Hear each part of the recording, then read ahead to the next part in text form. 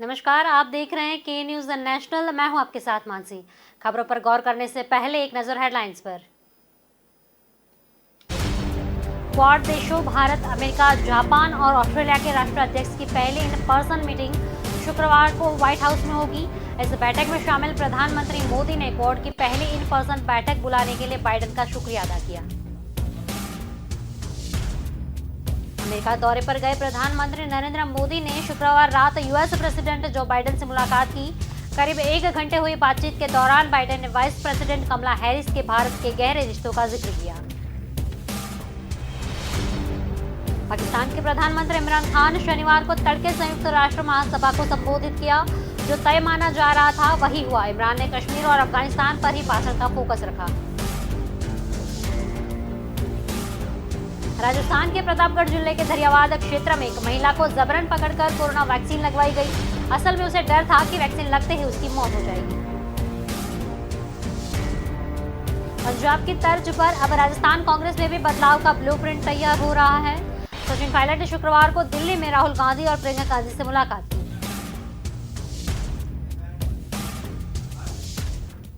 Quad देशों Bharat, America, Japan और Australia के राष्ट्राध्यक्ष पहली इन पर्सन मीटिंग शुक्रवार को व्हाइट हाउस में हुई। इस बैठक में शामिल प्रधानमंत्री मोदी ने क्वाड की पहली इन पर्सन बैठक बुलाने की बात कही थी। उन्होंने कहा कि हमारा वैक्सीन इनिशिएटिव इंडो पैसिफिक देशों की बड़ी मदद करेगा। क्वाड एक फोर्स और फॉर ग्लोबल गुड की तरह काम करेगा। मुझे विश्वास है कि क्वाड में हमारा सहयोग हिंद प्रशांत के साथ साथ पूरी दुनिया में शांति और समृद्धि सुनिश्चित करेगा। क्वाड वैक्सीन पहले से इंडो पैसिफिक देशों को मदद मिलेगी। क्वाड ने साझा लोकतांत्रिक मूल्यों के साथ आगे बढ़ने का फैसला किया। क्वाड आपूर्ति श्रृंखला, वैश्विक सुरक्षा, जलवायु परिवर्तन और कोरोना महामारी जैसे कई मुद्दों पर मिलकर काम कर रहा है। चारों क्वाड देश भारत प्रशांत क्षेत्र की मदद के लिए 2004 की सुनामी के बाद पहली बार मिले। आज जब दुनिया कोरोना महामारी से लड़ रही है तो हम एक बार फिर मानवता के कल्याण के लिए साथ आए हैं। मैं प्रधानमंत्री मॉरिसन, मोदी और सुबह का व्हाइट हाउस में हो रही पहले इन पर्सन क्वाड बैठक में स्वागत करना चाहता हूं। यहां लोकतांत्रिक देशों का समूह है जिनके हित एक है। चारों देश इस समय एक जैसी चुनौतियों का सामना कर रहे हैं। हम एक स्वतंत्र और खुले हिंदू प्रशांत क्षेत्र में विश्वास करते हैं। वैक्सीनेशन के इनिशिएटिव को लेकर हमारा प्लान ट्रैक पर है। हम भारत में 1 बिलियन डोज का जल्द उत्पादन करेंगे ताकि ग्लोबल सप्लाई बेहतर हो सके। 6 महीने पहले ही हमने फ्री इंडो पैसिफिक के एजेंडे पर काम करना शुरू किया। आज यह बताते खुशी हो रही है कि हम इस रास्ते पर काफी आगे बढ़ गए हैं। बाइडेन ने नए कई क्वाड फेलोशिप का ऐलान किया। यह भारत और ऑस्ट्रेलिया के जापान के छात्रों को मिलेंगे।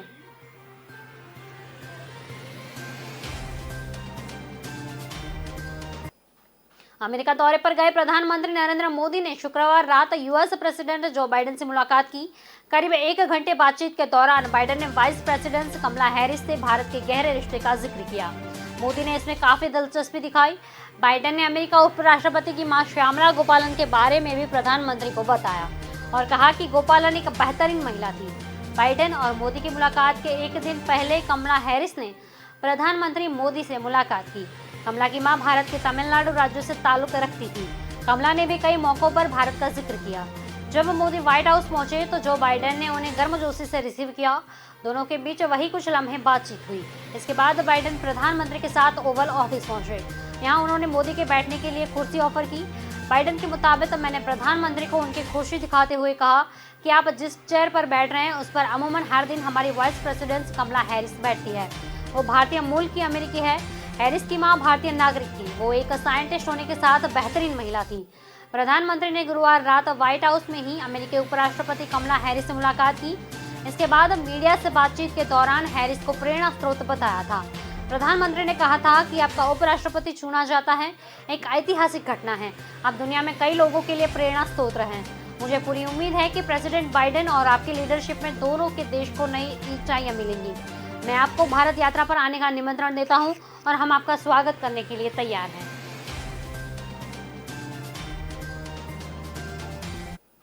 पाकिस्तान के प्रधानमंत्री इमरान खान शनिवार तड़के संयुक्त राष्ट्र महासभा को संबोधित करेंगे।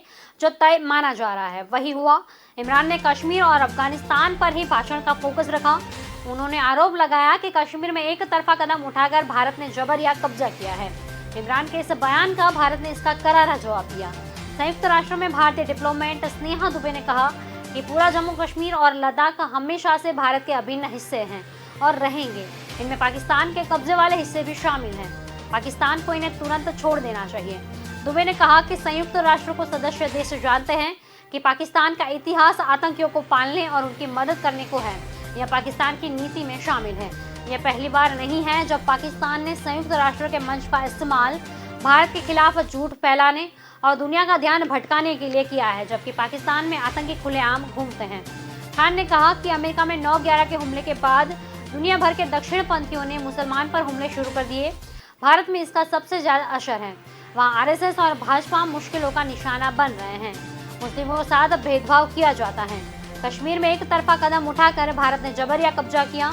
मीडिया और इंटरनेट पर पाबंदी है। डेमोग्राफिक स्ट्रक्चर चेंज किया जा रहा है। मेजोरिटी को माइनॉरिटी में बदला जा रहा है। ये दुर्भाग्य है कि दुनिया सिलेक्टिव रिएक्शन देती है। यह दोहरे मापदंड है। सैयद अली शाह गिलानी के परिजनों के साथ अन्याय हुआ। मैं इस असेंबली से मांग करता हूं कि गिलानी के परिवार के उसके अंतिम संस्कार इस्लामी तरीके से करने की मंजूरी दी जाए।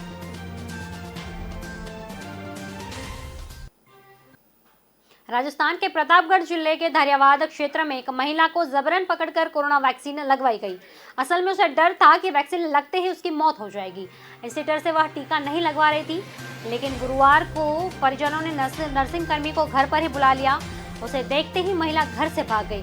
उसका पति व अन्य परिवार वाले पीछे दौड़े और उसे घर कर पकड़ कर लाए। इस दौरान महिला खूब चिल्लाई और रोई। सभी ने वैक्सीन को सुरक्षित बताकर उसे समझाने की कोशिश भी की। बावजूद इसके महिला नहीं मानी और फिर भागने लगी। इस पर परिवार वालों ने उसे पकड़ना चाहा तो वो जमीन पर गिर गई। फिर घर वाले उसे चारों ओर से घेर कर बैठ गए। धारियावाद क्षेत्र में कोरोना की दूसरी लहर के दौरान काफी मौतें हुई है। इसके बाद गाडरियावास के अशिक्षित लोगों को डॉक्टर के पास जाने से भी डर लगने लगा है। ग्रामीणों में डर बैठ गया है कि अस्पताल में जाते ही मौत हो जाएगी। प्रशासन और मेडिकल टीम ने घर घर जाकर वैक्सीन लगवाने के लिए जागरूक किया। इसका असर भी हुआ। गाडरियावास के सभी लोगों ने अब वैक्सीन लगवा ली है। पूरे गांव में केवल नानी गेरी ही बच गई है।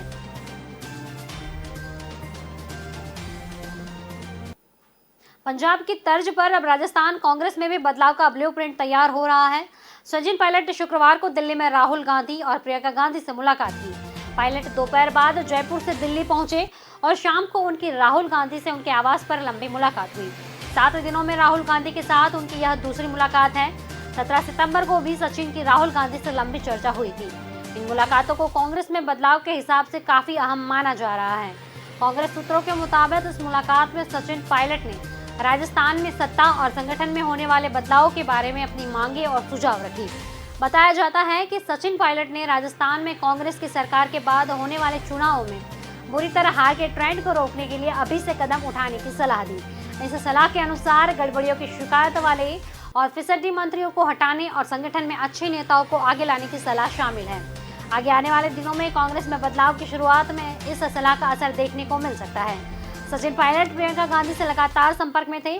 शुक्रवार को पायलट राहुल गांधी के साथ प्रियंका गांधी से भी मिले। पायलट को जल्द संगठन में जिम्मेदारी दी जा सकती है। पंजाब में कैप्टन अमरिंदर सिंह सीएम पद हटाने के बाद अब राजस्थान में भी बदलाव की सुगबुगाहट तेज हो गई है। सचिन पायलट खेमा पिछले साल बगावत के बाद सुलह के वक्त तय हुए मुद्दों के समाधान की मांग कर रहा है।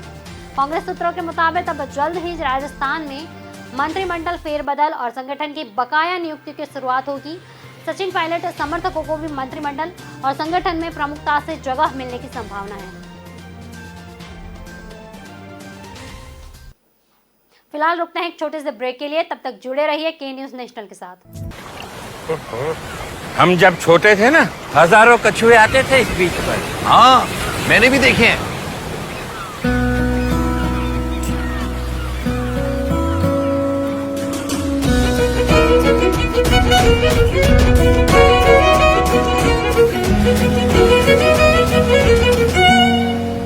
क्या कर रहे हो बेटा?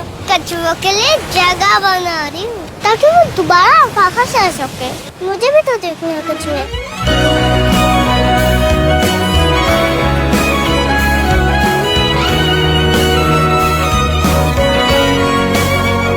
अगर कल को बदलना है तो पहले खुद को बदलना पड़ेगा। सर्फ एक्सेल में हमने भी की है एक शुरुआत खुद को बदलने की। Surf Excel Matic liquid 100% eco friendly actives के साथ मुश्किल दाग निकाले और पर्यावरण का भी रखें ख्याल। ब्रेक के बाद आपका स्वागत है। तो देखते हैं आगे की खबरें। अफगानिस्तान में तालिबान के शासनों में इस बार भी लोगों के हाथ काटने जैसी क्रूर सजाओं का सिलसिला जारी रहेगा। ये बात कोई और नहीं बल्कि खुद तालिबान के फाउंडर मेंबर मुल्ला नसरुद्दीन तुराबी ने कही। तुराबी ने कहा कि गलती करने वालों की हत्या करने और अंग भंग किए जाने का दौर जल्द लौटेगा, लेकिन इस बार शायद सार्वजनिक नहीं होगा। तुराबी का कहना है कि हाथ काटना सुरक्षा के लिए बेहद जरूरी है, क्योंकि इस तरह के सजाओं से लोगों में खौफ बढ़ता है। तालिबान कैबिनेट पर इस पर विचार कर रहा है कि ऐसी सजाएं सार्वजनिक तौर पर दी जाए या नहीं, और जल्द ही इसकी पॉलिसी बना ली जाएगी। तुराबी ने दलील दी है कि स्टेडियम ने सरेआम सजा देने के हमारे तरीकों को सभी गलत ठहराते हैं, लेकिन हमने कभी किसी की कानून और सजा देने के तरीके पर सवाल नहीं उठाए, इसलिए किसी को हमारे कानून के बारे में बात नहीं करनी चाहिए। हम इस्लाम को मानेंगे और कुरान के आधार पर अपने कानून बनाएंगे। अफगानिस्तान में तालिबान के पिछले शासन की क्रूरता की दुनिया भूली नहीं। 90 के दशक में जब अफगानिस्तान तालिबान की हुकूमत थी तो काबुल से स्टेडियम और ईदगाह मस्जिद के मैदान में लोगों को सरेआम सजा दी जाती थी। इसे देखने के लिए सैकड़ों लोग भी जमा होते थे। हालांकि इस बार तालिबान ने दावा किया था कि उसके तौर तरीके पहले जैसे नहीं होंगे, लेकिन तुराबी के बयान के बाद सब कुछ साफ हो गया है। गलवान घाटी में भारतीय सैनिकों के साथ बर्बरता करने वाला चीन अब भारत पर ही इसे झड़प का आरोप लगा रहा है। एक पूरे देश में तिब्बत को कब्जा चुके चीन ने जून 2020 में हुई गलवान झड़प के लिए भारत को जिम्मेदार ठहराया। चीन विदेशी मंत्रालय के प्रवक्ता जाओ लीजियन ने शुक्रवार को कहा कि चीन और भारत के बीच शांति बनाए रखने के लिए कई संधियां की गई है। चीनी प्रवक्ता ने कहा कि पिछले साल गलवान घाटी में हुई घटना भारत की वजह से हुई थी, क्योंकि उसने समझौतों का उल्लंघन किया और चीन की जमीन पर अतिक्रमण किया और अवैध रूप से LOC को पार किया। हम उम्मीद करते हैं कि भारत आगे से सभी समझौतों का पालन करेगा। इस झड़प में भारत के 20 सैनिक शहीद हुए थे। चीन ने अपने 4 सैनिक के मारे जाने की बात कबूल की थी। हालांकि कई मीडिया रिपोर्ट्स के दावा किया था कि मरने वाले चीनी संख्याओं की असल संख्या कहीं ज्यादा थी। 1975 के बाद LOC पर टकराव में सैनिकों के मारे जाने की यह पहली घटना थी। गलवान घाटी में चीन और भारत के सैनिक बॉर्डर में ग्राउंड पर तैनात थे। चीन की सेना भारत की तरफ से मौजूद थी। भारतीय सेना ने उन्हें वापस जाने को कहा तो चीनी सैनिक मान तो गए, परंतु विवाद शुरू हुआ। उनकी हरकत से चीन ने 2 टेंट लगाए जो कि ऑब्जर्वेशन पोस्ट की तरह थी। तर्क दिया था कि अगर हम वापस चले गए तो आपकी गतिविधियों पर नजर नहीं रख पाएंगे। भारतीय सेना ने इसी का विरोध किया और झड़प शुरू हो गई। चीनी हथियार से लैंस थे और भारतीय सेना पुरानी प्रैक्टिस के तहत वहां पहुंची। ऐसे झड़प के बाद 30 जून के आसपास दोनों पक्षों में बातचीत हुई और चीन वहां से 1 किलोमीटर पीछे हट गया और भारत अपनी पोस्ट पर वापस आ गया था। दिल्ली की एक अदालत शनिवार को लोक जनशक्ति पार्टी के सांसद प्रिंस राज की तरफ से दायर याचिका पर अपना आदेश सुनाएगी। प्रिंस राज ने दुष्कर्म के एक मामले में अग्रिम जमानत की अर्जी दी थी। इससे पहले राउज रेवेन्यू के विशेष न्यायाधीश विकास ढल की अदालत ने गुरुवार को प्रिंस राज की अग्रिम जमानत याचिका पर उनके वकील और दिल्ली पुलिस की दलीलें सुनने के बाद फैसला सुरक्षित रख लिया था। बहस के दौरान पुलिस ने अर्जी का विरोध किया और राज को हिरासत में लेकर पूछताछ की मांग की। प्रिंस राज दिवंगत केंद्रीय मंत्री रामविलास पासवान के भतीजे और चिराग पासवान के चचेरे भाई हैं। रेप के आरोप के बाद कोर्ट के आदेश पर सांसद के खिलाफ FIR दर्ज की गई। अब इस मामले में दिल्ली पुलिस जांच कर रही है। इधर गिरफ्तारी से बचने के लिए सांसद ने कोर्ट में अग्रिम जमानत याचिका लगाई। अपनी अर्जी में राज ने अदालत को बताया कि महिला और उसके दोस्त ने 1 करोड़ रुपए की मांग की थी और राज के खिलाफ झूठी शिकायत दर्ज करने की धमकी दी थी।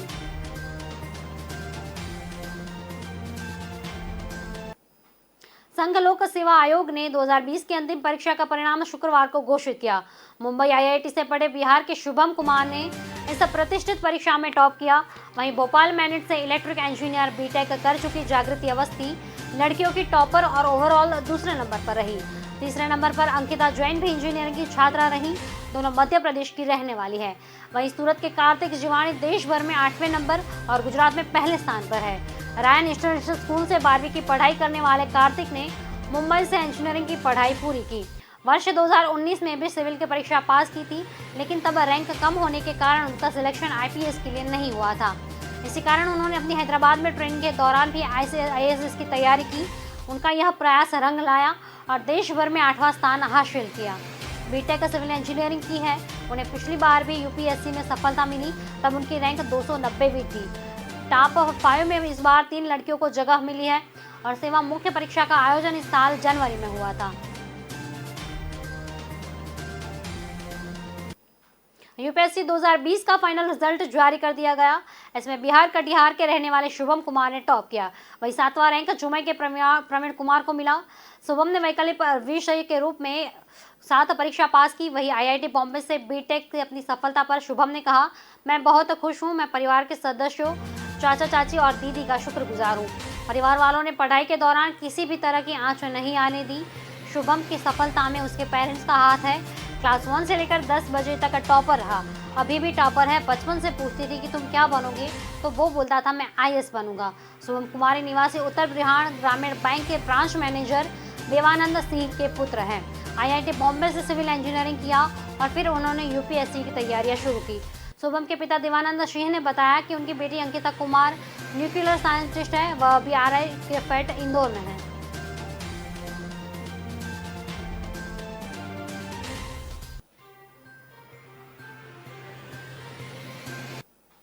तो फिलहाल रुकते हैं एक छोटे से ब्रेक के लिए, तब तक जुड़े रहिए के न्यूज़ नेशनल के साथ।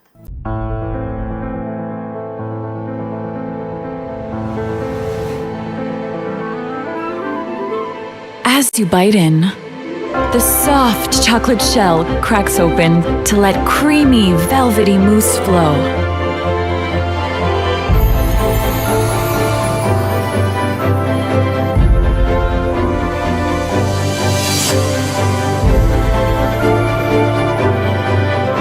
New Fabel Soft Centers. Little pieces of magic.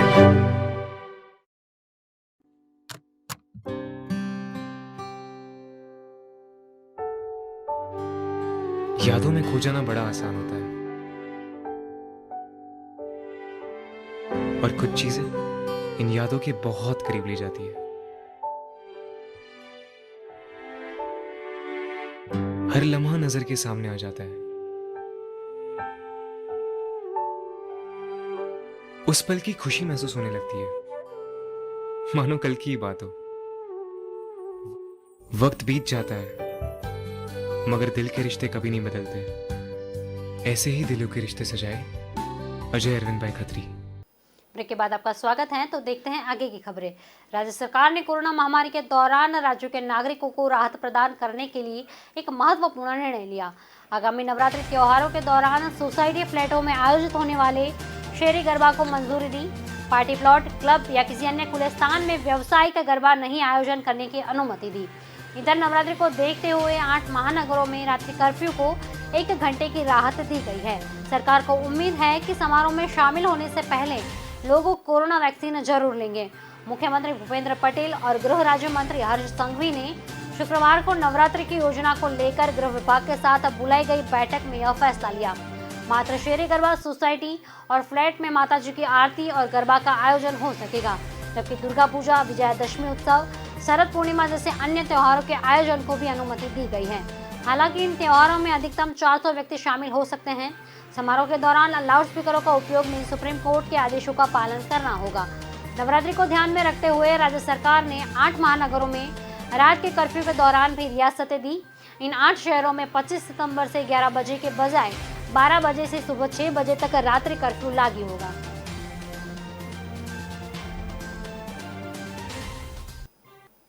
Madhya Pradesh में शुक्रवार दोपहर भोपाल, इंदौर, ग्वालियर, मंदसौर और सागर समेत कई जिलों में बारिश का दौर शुरू हो गया। भोपाल में 20 मिनट तो इंदौर में करीब आधे घंटे तक तेज बारिश हुई। मौसम विभाग ने अगले 24 घंटों में से 8 जिलों में तेज बारिश का अलर्ट जारी किया। पिछले 24 घंटों में प्रदेश के 11 जिलों में बारिश हुई। इनमें इंदौर सबसे ज्यादा 2 इंच पानी बरसा। राजधानी में शुक्रवार को सुबह मौसम साफ था, तेज धूप निकली, लेकिन दोपहर 2 बजे के बाद मौसम ने करवट ली। इसके बाद बूंदाबूंदी होने लगी। ग्वालियर में भी 15 मिनट तक हल्की रिमझिम बारिश हुई। पिछले 24 घंटों में मंदसौर में करीब 2 इंच बारिश हुई। बारिश से शहर के निचले इलाकों में पानी भर गया। वहीं जिले बीते 24 घंटों में 41 इंच बारिश दर्ज की गई है।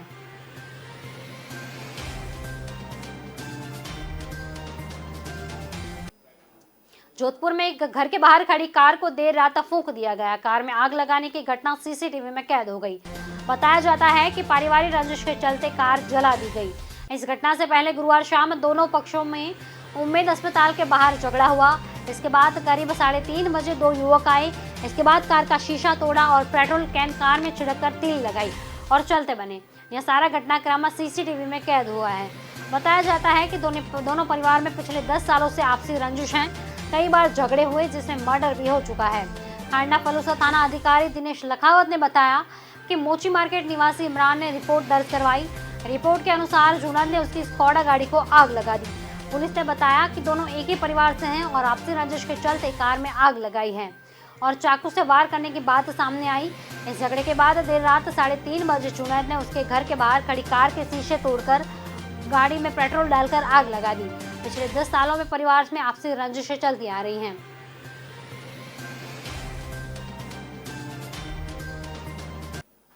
अयोध्या में विवादास्पद ढांचे को ढहाया जाने की बरसी पर 6 सितंबर को देश को विभिन्न हिस्सों में राजधानी एक्सप्रेस में सीरियल बम ब्लास्ट हुए। इसके आरोपी कुख्यात आतंकी संगठन लश्कर-ए-तैयबा के कमांडर अब्दुल करीम उर्फे टुंडा की शुक्रवार को यहां टाडा कोर्ट में पेशी हुई। टुंडा के साथ ही आतंकी शमसुद्दीन व इरफान को भी कोर्ट में पेश कर चार्ज पर बहस की गई। अदालत ने इस मामले में चार्ज पर अपना फैसला सुनाने के लिए आगामी 30 सितंबर को दिन तय किया। गाजियाबाद की दासमा जेल में बंद कुख्यात आतंकवादी टुंडा को कड़े सुरक्षा बंदोबस्त के बीच अजमेर लाया गया, जहां अजमेर जेल में बंद उसके साथी आतंकी शमसुद्दीन व इरफान अहमद उर्फे पप्पू साथ टाडा कोर्ट में पेश किया गया। उन पर लगाए गए चार्ज पर बहस हुई। अब्दुल करीम टुंडा ने खिलाफ टाडा स्पेशल कोर्ट 30 सितंबर को फैसला सुनाएगी। आतंकी टुंडा पर आरोप है कि उसने बाबरी मस्जिद ध्वस्त होने की पहली बरसी पर 1993 में अपने साथियों के साथ मिलकर देश भर की 5 ट्रेनों में बम ब्लास्ट करवाए थे। इस मामले में टाडा को कानून के तहत नेपाल बॉर्डर के पास दिल्ली पुलिस ने अगस्त 2013 में गिरफ्तार किया था। आतंकी अब्दुल करीम टुंडा का जन्म उत्तर प्रदेश में हुआ था। उसके कपड़ा बेचने का व्यापार किया। इस दौरान धीरे धीरे करके आतंकी दुनिया में उसने कदम रखा था। केंद्रीय नारकोटिक्स ब्यूरो की टीम ने जयपुर में बड़ी कार्यवाही की। मेडिकल स्टोर व एक फ्लैट से नशे की खेप पकड़ी गई। बाजार में इनकी कीमत 5 लाख रुपए बताई जाती है। इस अवैध खरीदी फरोख्त में शामिल मेडिकल शॉप मालिक उम्मेद सिंह निवासी हाथोज राधा बिहारी जोटवाड़ा और सप्लायर विपिन गुप्ता निवासी हैं, जो NDPS एक्ट में गिरफ्तार किए गए हैं। दोनों के कोर्ट में पेश किया गया, जहां से सप्लायर विपिन गुप्ता को 3 दिन के रिमांड और मेडिकल स्टोर संचालक को न्यायिक अभिरक्षा को भेजा गया। उप नारकोटिक्स आयुक्त विकास जोशी ने बताया कि निवारक एवं सूचना प्रकोष्ठ जयपुर के निरीक्षक परमवीर सिंह को मुखबिर को सूचना मिली। इसके बाद जयपुर प्रकोष्ठ ने 22-23 सितंबर को छापेमारी की और भारी मात्रा में अवैध मादक पदार्थ एवं नशे की खेप जब्त की। करनी मेडिकल शॉप एवं जनरल स्टोर बोरिंग रोड और अल्प प्राजोजाम 1 मिलीग्राम की मिली। इससे पहले 18 सितंबर को भी जयपुर के SF चौराहा सर्विस रोड के पास ये मिली थी।